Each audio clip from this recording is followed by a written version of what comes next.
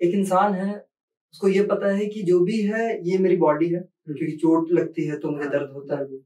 उसे किसी ने बताया कि देखो तुम्हारा माइंड तुम्हारी बॉडी को कंट्रोल करता है, तो तुम बॉडी नहीं हो, तुम माइंड हो।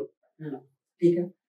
कुछ समय बाद उसको किसी ने बताया कि देखो स्पिरिचुअलिटी में आओ, तुम समझोगे कि तुम आत्मा हो, तो तुम सोल हो। फिर आगे चलकर कॉन्शियसनेस आ गया। अब वो इंसान बहुत कंफ्यूज है, तो उसका कंफ्यूजन थोड़ा दूर कीजिए। ये होता है, अक्सर होता है, और विशेषकर क्या होता है कि बहुत से ऐसे शब्द होते हैं जो इंटरचेंज करके भी बहुत से धर्म ग्रंथों में उपयोग कर लिए गए हैं, या फिर बहुत से लोगों ने जब अपने वक्तव्य दिए हैं तो उन्होंने ऐसा मिक्स कर दिया है कि बहुत अच्छे से समझ में नहीं आता है।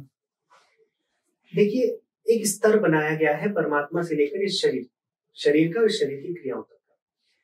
दर्शनों में सबसे जो निम्न स्तर पर है वो हमारी इंद्रियां हैं। इंद्रियों के आगे किसी को नहीं रखा गया है। इंद्रियां मतलब जो हमें इंफॉर्मेशन लाकर दे रही हैं, और जिन इंफॉर्मेशन को लेकर हम कुछ अपने हाथ पैर से क्रिया करते हैं, ये सबसे निम्न स्तर पर हमारे व्यवहार है। इनको हम इंद्रियां या शरीर कहते हैं, या हम इंद्रियों का संघात कहते हैं कि इंद्रियां आपस में जुड़ी और ये शरीर बन गया।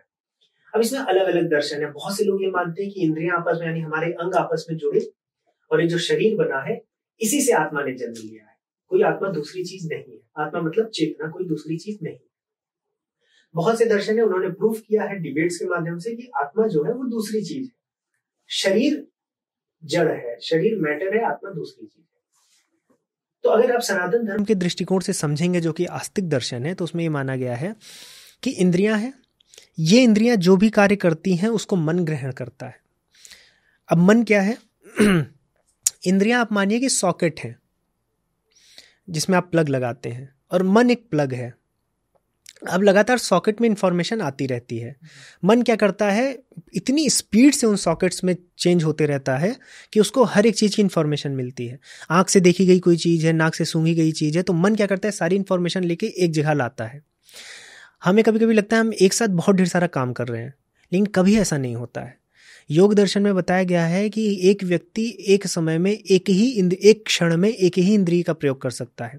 आपको ऐसा लग रहा होगा कि आप मुझे देख रहे हो और आप स्मेल भी कुछ कर रहे हो, आप इधर उधर की आवाज़ भी सुन रहे हो। आपको लगेगा ये सब एक साथ हो रहा है, लेकिन ये सब एक साथ नहीं हो रहा है, क्योंकि जैसे ही आप मुझे देख रहे हो उस समय आपके कान और नाक बंद हो जाते हैं। ये इतनी फास्ट हो रहा होता है कि आपको लगता है कि ये जो एक्सपीरियंस है बहुत साइमल्टेनियस है, लेकिन है नहीं।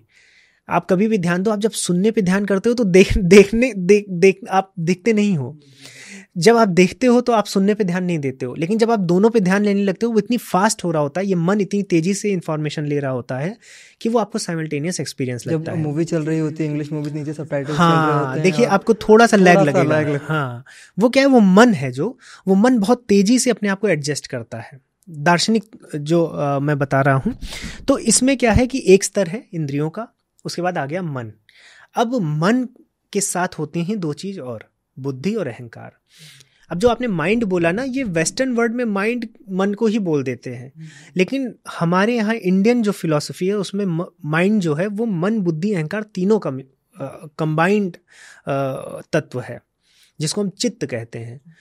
तो मन इंफॉर्मेशन लेता है बहुत तेजी से। अब मन को ये नहीं पता है कि ये इंफॉर्मेशन कौन ले रहा है, क्योंकि मन तो आँख से जुड़ा, या मन कान से जुड़ा, या मन आपकी वाणी से जुड़ा, या फिर त्वचा से जुड़ा, लेकिन उसको ये नहीं पता है मन को इस स्तर पर कि ये इन्फॉर्मेशन किसके लिए आ रही है। तो अहंकार तत्व उसको बताता है ये इन्फॉर्मेशन विशाल के लिए आ रही है, या ये इन्फॉर्मेशन कृष्ण के लिए आ रही है।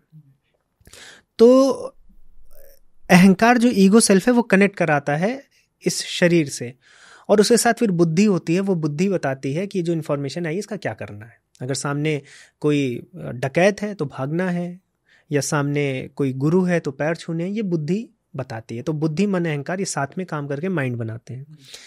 अब भारतीय दर्शन में इनको भी जड़ माना गया है। जड़ मतलब इनर्ट, मतलब जो कुछ ना कर सके। और ये सुनने में हमें ऐसा लगता है कि कैसे यार, जब इतना काम कर रहे हैं, मन देख रहा है, मन समझ रहा है, बुद्धि काम कर रही है, तो इनको पूरा इनर्ट माना गया है, ये कुछ नहीं करते हैं। ये कंप्यूटर है एक तरह से। तो कंप्यूटर कब काम करेगा? जब आप चलाते हैं, आप जब उसको ऑन करते हैं और उस पर काम करते हैं। जब आप चलाते हैं तब कंप्यूटर काम करता है। तो यहाँ पर दर्शन में ये बोला गया कि जब आत्मा जो है वो आपके शरीर से जुड़ती है तब इस कंप्यूटर को चलाती है। तो मतलब जो पूरा खेल हो रहा है वो आत्मा के जुड़ने से ही होता है। आत्मा कॉन्शियसनेस यानी चेतना हो गई। तो अभी इसमें मैंने आपको इंद्रिय समझाया है, उसके बाद मन, मन के बाद बुद्धि अहंकार समझा के आत्मा तक लाया हूँ।